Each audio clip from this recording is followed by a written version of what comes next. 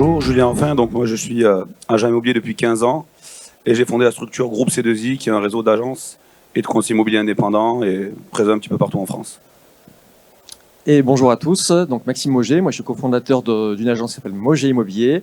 On est sur le secteur de Lyon et sa périphérie pour faire simple. On est spécialiste de la transaction, on fait que de la transaction. Et on a fait le choix, parce que ça rejoint forcément la thématique de ce matin, on a fait le choix de ne pas avoir d'agence vitrée, donc tout l'enjeu du digital est très important pour nous.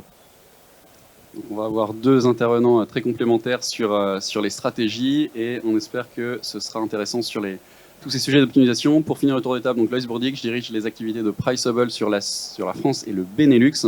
Et on est en plein justement dans les sujets de briques digitales et de solutions digitales sur les sujets de parcours client immobilier.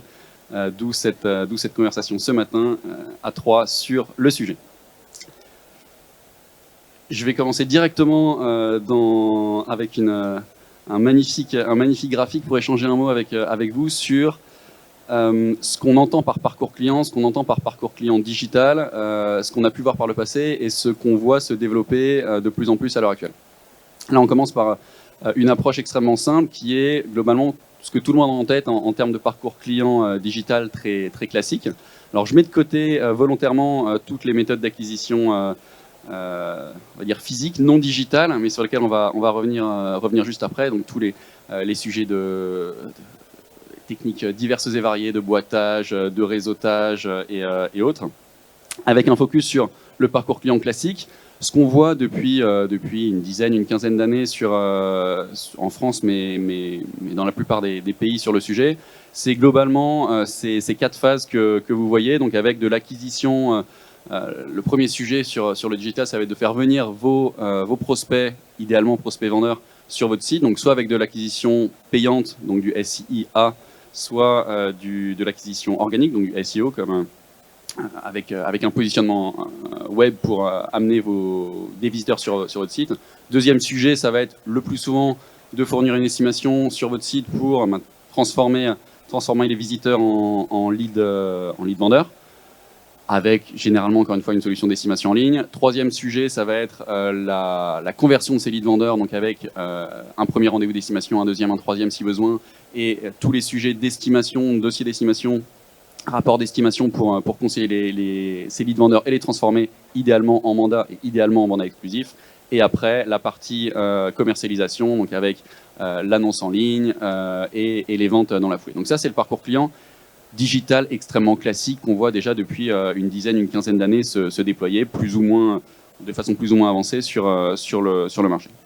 Donc première question à tous les deux, c'est votre ressenti là-dessus, ce que vous avez pu optimiser sur ces volets-là, et ensuite je reviendrai sur la partie vraiment, quel est votre split, j'entendais pur digital d'un côté, digital et physique de l'autre, quel est votre split d'acquisition et de source business entre le physique et le digital?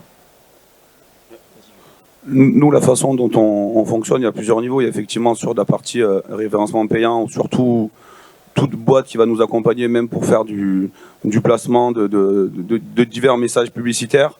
Alors le classique, la porte d'entrée, mais qui est toute basique, c'est l'estimation, mais qui finalement devient invisible. On faisait ça il y a 7-8 ans.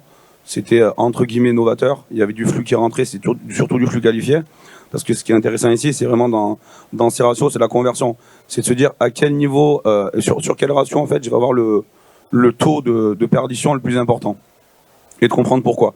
Donc nous, vraiment, on va plutôt essayer d'envoyer du message qui va être dédié, alors si on est sur vendeur, sur du conseil, quel qu'il soit, pour l'éduquer en fait à de la donnée, à de la connaissance, à des choses qui vont l'intéresser, sur comment valoriser son bien, sur comment mieux vendre son bien, toutes ces choses-là. Et puis après, petit à petit, il va rentrer effectivement de suspect en prospect froid. Là, il va y avoir d'autres séquences mail ou physiques ou téléphoniques qui vont suivre. Et puis après, l'idée, c'est de converger le plus rapidement possible sur rendez-vous physique. En fonction de ces délais de vente, sur rendez-vous physique, si on peut closer R1 et R2, on va faire du classique. Et sinon, après, on en parlera après, mais vraiment sur le nurturing, c'est de faire monter à maturité le projet du vendeur jusqu'à ce que, en fait, la vente se fasse naturellement. Et l'idée, c'est de se dire, sur ce parcours-là, il peut se passer quasiment 1 an, en fait, entre le premier contact et la vente. En moyenne, je crois qu'on a 10 mois, quelque chose comme ça. Donc du coup, l'idée, c'est surtout de ne pas abandonner le client, en tout cas le prospect, et c'est de le suivre par des automatisations. Parce qu'il est impossible, quasiment humainement, de le suivre à partir du moment où on a un flux estimation ou client trop important. Et après, on s'aperçoit qu'il y a une perdition qui est hyper importante, et l'idée, c'est de la chasser, cette perdition. Ça fait une transition parfaite, juste avant que Maxime nous fasse son retour là-dessus, sur là, ce que vous voyez en rouge, c'est tous les taux de perdition, les chutes, en fait, le taux de chute à chaque niveau qui est très important à suivre et qui peuvent varier en fonction des implémentations. Mais à chaque niveau, ce qui va être essentiel, et c'est ce sur quoi on va s'attarder aujourd'hui, c'est réussir à optimiser ces différents moments de conversion pour éviter un maximum de pertes en ligne sur le long tout le long du funnel. Maxime, un petit mot sur ton ressenti là-dessus et sur le split entre digital et physique, et pourquoi, en l'occurrence, avoir fait du 100% digital? Alors, on ne fait pas 100% digital. On a juste fait le choix de ne pas avoir d'agence, mais le digital, pour moi, en fait, ça permet de pallier le fait de ne pas avoir de pas de porte. Mais on passe énormément de temps, enfin, justement, dans tout notre process, on est plutôt tech, mais c'est vraiment pour faire gagner du temps, pour être là à l'essentiel, c'est-à-dire passer du temps avec les clients, que ce soit au téléphone, en physique. Et les acquisitions, on en fait quand même beaucoup, et même, je dirais même encore actuellement en majorité, sur du boitage, sur les choses plutôt classiques qu'on connaît tous. Le digital, le réel enjeu de ça, c'est que d'ici quelques années, moi je suis persuadé que on aura quand même beaucoup moins de leads qui vont venir de la manière, on va dire, traditionnelle, que ce soit le boitage, la pige et autres. Le boitage, parce qu'il y a déjà, je crois que c'est Grenoble qui est en test sur le fait qu'on ne peut plus faire de prospection au niveau des boîtes aux lettres. La pige, il y a de plus en plus de personnes, en tout cas, qui bloquent aussi les numéros de téléphone, et on peut les comprendre. Ils se font assaillir quand même de beaucoup de sollicitations. Donc, on se sert vraiment du digital pour ça, pour de l'acquisition. Là, de ce qu'on voit, on peut se rendre compte qu'en tout cas, au niveau du tunnel de conversion, il y a beaucoup de rouge. C'est-à-dire qu'on en perd à chaque fois, à chaque étape. Et l'enjeu, c'est que on sait qu'il y a un risque à chaque étape, finalement, du tunnel de perdre des personnes, et de se poser les bonnes questions, de se dire, tiens, quel est le moyen à chaque fois d'en perdre le moins possible. Pour être vraiment concret sur le fichier, sur 100 visiteurs, alors nous, si on parle du site internet, on a entre 3000 et 4000 connexions par mois. On n'est pas très gros, ça va être bien différent de toi, Jules, mais en tout cas, sur l'estimation en ligne, on arrive à obtenir environ entre 40 et 50 estimations en ligne. Et quand on fait l'effort de savoir au niveau des personnes, à savoir si elles sont vraiment en projet ou pas, il y a 20% de ces personnes-là qui sont en projet, qui se disent vendeurs au maximum dans les 3 à 6 mois. Donc c'est à la fois peu et pas beaucoup, mais mine de rien, c'est un vivier supplémentaire que, à mon avis, chaque agence se doit d'explorer pour aller à la chasse aux leads. Merci. Alors, avant de passer sur le sujet vraiment optimisation de ce parcours qui est plutôt un parcours vendeur, on a pas mal échangé lors de la préparation sur un sujet qui est essentiel et qui devient de plus en plus important, c'est le côté acheteur et l'expérience client, prospect que vous avez côté acheteur. Est-ce que l'un ou l'autre, vous pouvez en dire un mot? Je crois qu'on est d'accord sur le fait qu'on a mal, je dis l'ensemble de la profession, je me mets dedans, on a mal considéré les acheteurs pendant pas mal de temps, donc on ne faisait pas assez bien, ça c'est sûr et certain. La conjoncture fait qu'il faut qu'on prenne en considération de plus en plus l'acheteur, alors que ce soit parce que ça fait partie de notre métier quoi qu'il en soit, mais en plus de ça, il va falloir les bichonner, puisque on va être très très content dans les mois qui viennent quand on va avoir des acheteurs qui sont solvables et qui vont acheter au prix, donc il faut les bichonner. Et c'est vrai qu'à ce niveau-là, nous, ce qu'on a décidé de faire depuis déjà pas mal de temps, c'est de considérer bien évidemment leurs requêtes, leurs recherches. Ils attendent quoi? Ils attendent beaucoup d'écoute. Donc c'est pour ça que, encore une fois, je me mets pas que dans le côté digital, mais énormément d'écoute, de savoir ce qu'ils viennent chercher chez nous. Et une fois qu'on a vraiment en tête leur projet, au moins le minimum pour nous en tout cas, c'est quand même de leur envoyer, notamment nous on a choisi le biais des SMS, et je crois qu'on parlera de la diffusion ensuite, mais par le biais des SMS, on leur envoie finalement les nouveautés en avant-première qui correspondent à leurs critères. Et au moins, ça permet de considérer la personne au mieux, en tout cas, au niveau des acheteurs. Et bien sûr, les acheteurs, pour moitié, seront futurs vendeurs On a la moitié, ce sont des primo-accédants ou des investisseurs, mais qui n'ont pas de bien à vendre. Et pour l'autre moitié, en tout cas, des personnes qui souhaitent vendre. Donc, tout l'enjeu est de les considérer au mieux pour qu'ensuite on ait de la recommandation. Et même s'ils ne trouvent pas avec nous, si on fait la différence par rapport aux petits copains, ils vont se dire, tu vois, avec cette agence-là, en tout cas, ils m'ont recontacté et c'était plutôt fluide dans ma démarche. Voilà pour ce qui est des acquéreurs, en tout cas. Et simplement, en fait, deux choses pour revenir sur la chose précédente. En fait, l'idée, c'est pas d'opposer le digital et physique, parce que nous, on travaille le classique que tout le monde connaît, le digital. Tous nos supports papier aujourd'hui vont être... Il y a de la démat avec du QR code qui permet d'accéder à de la ressource qui va être évolutive, et ça, c'est intéressant. Donc, du coup, en fait, le parcours, qu'il soit physique ou digital au départ, finalement, la personne va se retrouver dans une expérience client qui sera identique. Et sur la partie acheteur, quand on regarde ces ratios-là, on sait par leurs mathématiques très faciles, surtout sur les 3 dernières années, on met une annonce, on avait en moyenne 22, 23 contacts, et on sait qu'au mieux l'annonce, on la sort, un vendeur, on a sorti, tout va bien, un ratio, mais quand on a eu 26 contacts, qu'on n'a fait qu'une vente, en fait on va avoir 25 acheteurs qui vont être mécontents. Et l'acheteur, quand il nous contacte, c'est pas juste pour acheter le bien, parce qu'on sait que 9 fois sur 10, le bien pour lequel il nous contacte, on lui vendra pas. Donc l'idée, c'est vraiment faire preuve de pédagogie, et nous, dans ces séquences de suivi, qui sont automatisées, qui sont aussi physiques, bien entendu, c'est la pédagogie, et c'est de lui expliquer pourquoi vous l'achetez ici, qu'est-ce que nous on peut vous apporter, qu'est-ce que vous attendiez d'un agent immobilier. Et nous, notre rôle, c'est de faire une réelle découverte acheteur. On sait pertinemment qu'on met un bien, c'est étendu, il y avait 15 demandes dans la journée, mais si on fait bien le taf, les amis, 15 fois 15, c'est le temps qu'il faut accorder en découverte acheteur à tout le monde. Parce que l'acheteur d'aujourd'hui, les vendeurs d'aujourd'hui à grosso modo 25%, et de toute façon, ils sont vendeurs de demain à 100%. Et c'est vrai qu'on les a tous, faute de temps, bâclés, c'est clairement le mot. Aujourd'hui, on se rend compte que c'est une erreur, parce que stratégiquement pour nos business, ça va devenir, l'acheteur va être la pierre angulaire du truc. Mais en dehors de ça, il faut considérer que ces personnes-là, dans notre rôle d'agent immobilier, on doit faire le même boulot pour les vendeurs. Je suis 100% d'accord. Il y a un mot que j'avais oublié, effectivement, c'est la pédagogie, qu'on essaie de pas oublier, en tout cas au quotidien. Mais c'est vrai, on est vraiment là pour ça. Et soyons clairs, on a vraiment tous une carte à jouer sur les mois à venir, puisque le marché va se tendre. On a, je pense d'ailleurs, de plus en plus de personnes qui vont tenter de vendre par elles-mêmes, qui vont se casser les dents, qui vont faire appel ensuite à un professionnel. Et tout notre travail est de justement les déstresser au niveau de ça et d'apporter un maximum de pédagogie. Ouais.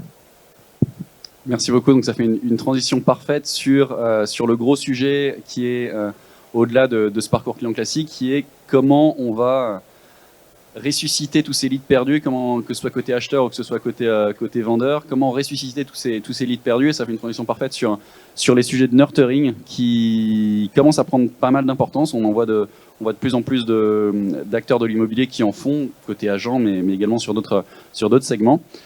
Alors pour en dire un peu plus sur le nurturing, pour ceux qui ne sont pas familiers avec, le nurturing, c'est une stratégie marketing qui est très connue en termes marketing et qui commence donc à se déployer sur l'immobilier, qui consiste, en très résumé, à envoyer les bonnes cartes postales au bon moment à tous les prospects qui sont froids, tièdes ou dans tous les cas pas suffisamment qualifiés pour les faire monter sur les étapes suivantes. Donc c'est toute une stratégie de notification, d'update et d'envoi de contenu et de cartes postales le plus intéressante possible, le plus pertinente possible au bon moment pour les faire maturer dans ce funnel.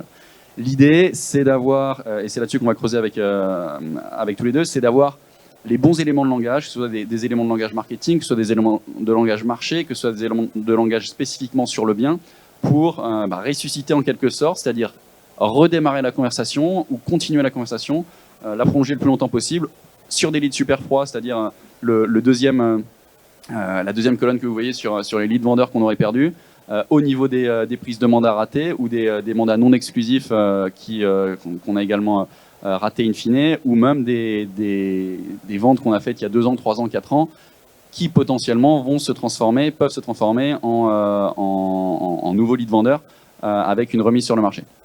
Donc là tout le sujet, et donc Priceable, on développe ce type de solution. Ça va être au-delà de l'acquisition froide en SEO ou en SIA de leads vraiment complètement froid, où globalement on va payer Google, on va payer Facebook pour avoir du lead froid. C'est comment on va travailler cette base client, cette base lead, cette base prospect avec les bonnes informations. Donc ça peut être de l'information marketing, ça peut être également de l'information ultra ciblée sur le bien. Quelle est l'évolution du prix de votre bien sur les 3, 4, 5 derniers mois? Est-ce que vous savez que votre voisin, votre voisine a vendu à 4 000 € du mètre il y a 3 mois, 4 mois, 5 mois?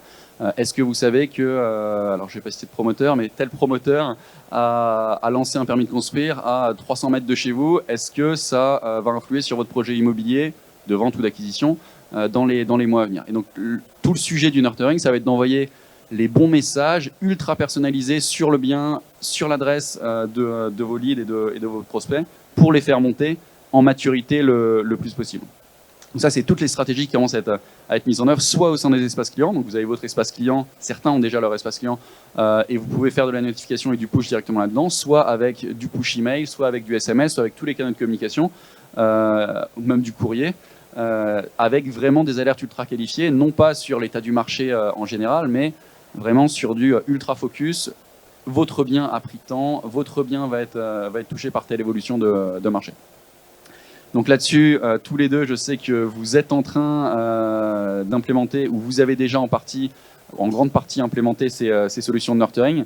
Est-ce que, pareil, Maxime, Julien, vous pouvez nous dire un mot sur ce que vous avez en tête, votre vision de ces stratégies de nurturing, et ce que vous avez en tête et comme roadmap sur le sujet qui va vous permettre justement de basculer sur un parcours client un peu plus abouti, en évitant de l'acquisition froide, mais en travaillant sur votre mine d'or de leads et de prospects froids ou tièdes. Ouais, je vais commencer parce que tu es sur un point plus avancé que moi à ce sujet-là, et moi je n'ai pas encore énormément de recul. Une chose est sûre par contre, c'est qu'on tente des choses, et je pense que d'ailleurs un des points importants à retenir, c'est qu'il ne faut pas hésiter à tenter des choses, de voir un petit peu ce qui fonctionne pas, et puis ensuite d'avoir des modes un petit peu différents. Se pose la question, là, quand on parle de nurturing, de finalement par quel biais on s'adresse aux personnes et quel contenu on leur envoie. Ça, c'est deux enjeux qui sont majeurs, et on peut jouer dessus finalement pour faire du A/B testing et puis de voir un petit peu ce qui fonctionne. On a la chance aujourd'hui d'avoir des outils d'automatisation, on en parlera après, CRM, mais en tout cas sinon des outils no-code qui nous permettent d'automatiser ça et qui permettent justement d'avoir des retours à savoir si c'est payant ou pas. Donc nous, on va tester, on teste déjà plusieurs cas de figure, que ce soit au niveau du contenu, que ce soit la newsletter, que ce soit des vidéos, les nouveautés. Bon, rien de mirobolant. La vie de l'agence aussi, ça intéresse quand même pas mal de personnes, le fait d'humaniser notre profession et de voir un petit peu qu'est-ce qui se passe dans notre quotidien. Ça, c'est des sujets en tout cas qui plaisent. Et par quel mode? On peut avoir du SMS, on peut avoir du mail, on peut avoir de la carte postale. Il y a même des outils de carte postale automatisés qui existent. Il y en a plusieurs et qui sont aussi pertinents et qui peuvent être pertinents. Le tout en tout cas, c'est de garder le lien avec ces personnes-là, de faire sans doute la différence aussi avec d'autres confrères, et puis que les personnes se disent tiens, c'est pas forcément une agence comme une autre, ou en tout cas elle me tient au courant. Et au niveau du contenu, c'est vrai qu'on va se servir notamment des données de Priceable au niveau des évolutions de prix du marché, et aussi au niveau des projets éventuels qui se trouvent à proximité des personnes qui nous ont fait les estimations, qui peuvent être des éléments déterminants et importants pour savoir s'ils déclenchent ou pas la vente en tout cas. Nous, sur cette partie, donc l'idée de la nurturing, on a dit on fait monter à maturité, on va accompagner en fait la montée à maturité du projet du client. Et le truc qui est hyper simple, c'est de se dire quel message, quelle information il a besoin à quel moment. Et effectivement, donc nous, tout l'intérêt, tout le challenge, c'est de savoir quelle est vraiment la deadline de son projet. Soit déclaré, ou soit on a pu avoir un échange. Et par rapport à ça, on va lui mettre de l'information, qui va être de l'information au marché, sur le prix, mais aussi sur comment mettre en avant son bien, toutes ces choses-là. Nous, on a plusieurs parcours. On a des parcours pige, en pige pro, en chasse, en pige classique. On va amener vraiment du contenu. Sur la partie pige pro, quand on est en chasse, on va vraiment amener du contenu sur... L'idée, c'est que le vendeur se fasse un constat lui-même de ce qui se passe sur son bien. On lui amène de l'information, Est-ce que le confrère qui s'en occupe aujourd'hui lui a amené cette information, oui ou non? Et est-ce que peut-être il n'a pas intérêt à nous rencontrer, non pas pour signer un mandat, mais juste qu'on continue à l'amener de l'information. Et en fait, le fait d'avoir créé des relations de 1 mois, 2 mois, 3 mois, ou des fois 2 semaines, avec de l'info et du contenu intéressant, quand on va se présenter chez un client, il y a déjà un espèce de lien de confiance qui s'est créé. En tout cas, il y a un lien de réassurance certain qui existe, parce qu'il y a eu du contenu, et on n'arrive pas en disant on est l'agence XYZ avec une carte avec 200 logos différents. Il y a déjà eu de la donnée. On l'a déjà expliqué, comme tu disais, qu'il y a eu le mois dernier dans le quartier 17 ventes, que le prix a évolué de X euros, qu'il y a un nouveau projet qui peut potentiellement va lui donner de la valeur. Toutes ces choses-là. Et l'objectif aussi dans ces automatisations-là, quand elles le sont, c'est de proposer, via du calendrier, du Calendly ou autre, des rendez-vous où le client lui-même va pouvoir nous contacter, fixer un rendez-vous à n'importe quel moment. Et c'est lui qui vient à nous, et dans le process, après, c'est hyper facile. Parce qu'en fait, c'est lui qui en demande, et du coup, il y a franchement aucune lutte commerciale en quelque sorte. Merci beaucoup. Alors, ça va faire une bonne transition aussi sur la partie métrique et sur la partie CRM. Parce que depuis le début, je crois que c'est toi, Julien, qui a évoqué ce sujet-là. Ce qui est essentiel, c'est mesurer et comprendre, en fait, se positionner, savoir où est-ce que je suis bon et où est-ce que j'ai vraiment du taux de chute à optimiser. Est-ce que c'est côté trafic où en fait mon SEO, mon SIA est vraiment mauvais, en fait j'ai pas de trafic. Est-ce que c'est au moment de la conversion et de l'estimation? Est-ce que c'est au moment de la conversion en mandat? Est-ce que mon R1, mon R2, mon R3 sont pas suffisamment qualitatifs en termes d'expérience? Donc tout ce sujet, ça va être de mesurer. Donc nous, on commence avec certains de nos partenaires à instrumenter un peu ces funnels, comprendre les taux de conversion, quelles sont les métriques standards dans la profession, est-ce qu'on performe bien par rapport aux petits confrères sur le premier taux de conversion, web to lead, lead à mandat, etc. Donc là, on va commencer à faire des choses intéressantes sur justement ces sujets d'optimisation des différentes étapes. Et le sujet clé, on en a aussi pas mal parlé pendant la préparation, c'est il y a un peu un elephant in the room duquel on n'a pas parlé, c'est le CRM. Qu'est-ce qu'on met comme support, comme soutien, comme facilitateur? Qu'est-ce qu'on met comme brique de base sous tout ce système de nurturing, d'acquisition et de funnel en termes de CRM? Et est-ce qu'on a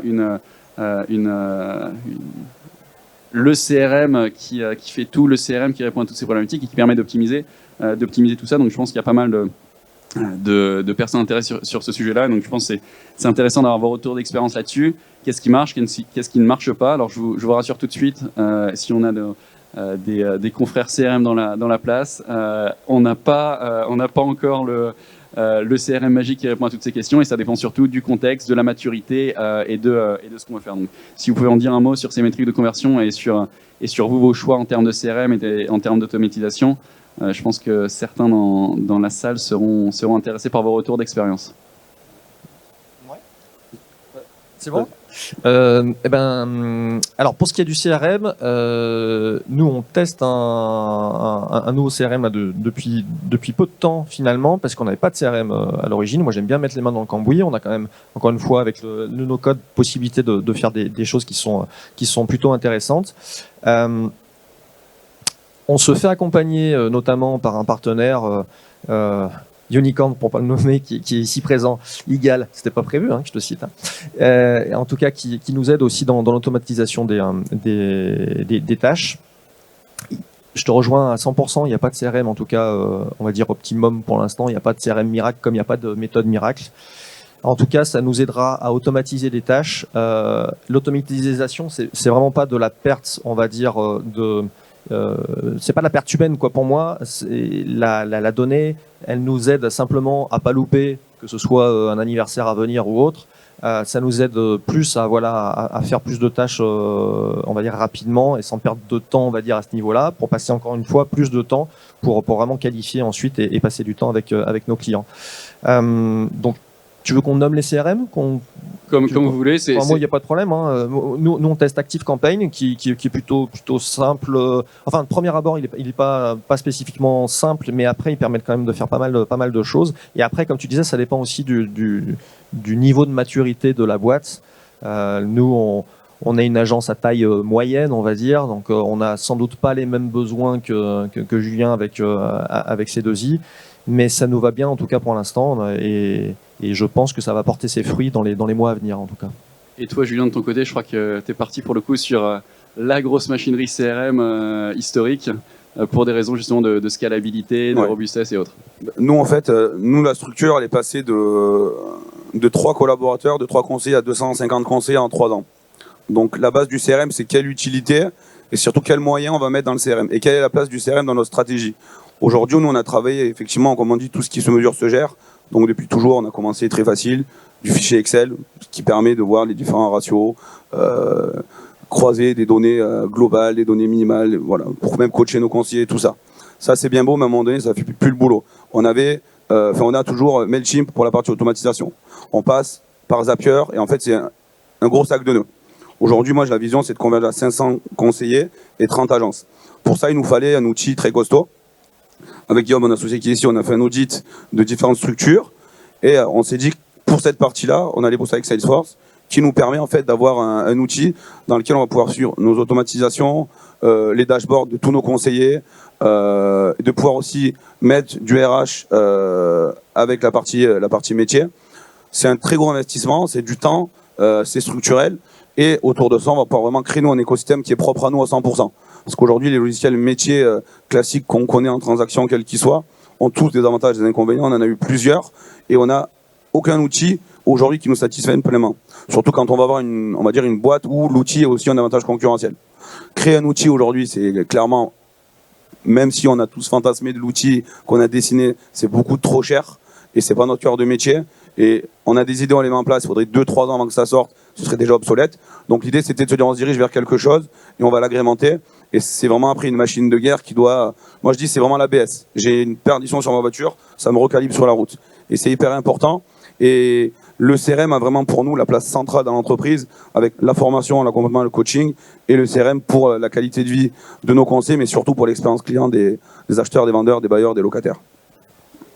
Et pour ce qui est donc des tailles plus modestes, donc nous pour vous situer, on fait environ, un peu plus de 200 transactions par an. On est 11 et dont 3 personnes en back office.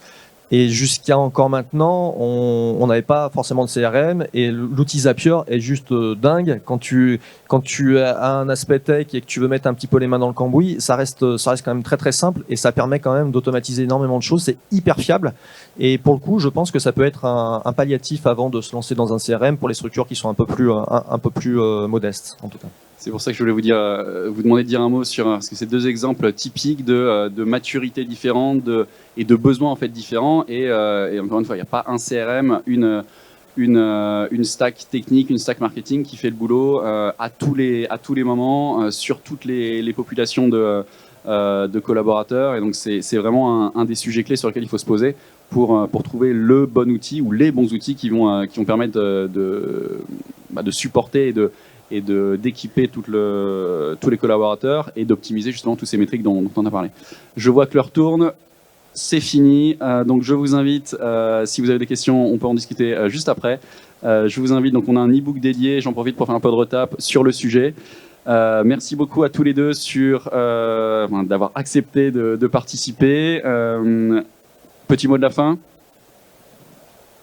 Merci à toi. Bah ouais, merci de l'invite en tout cas.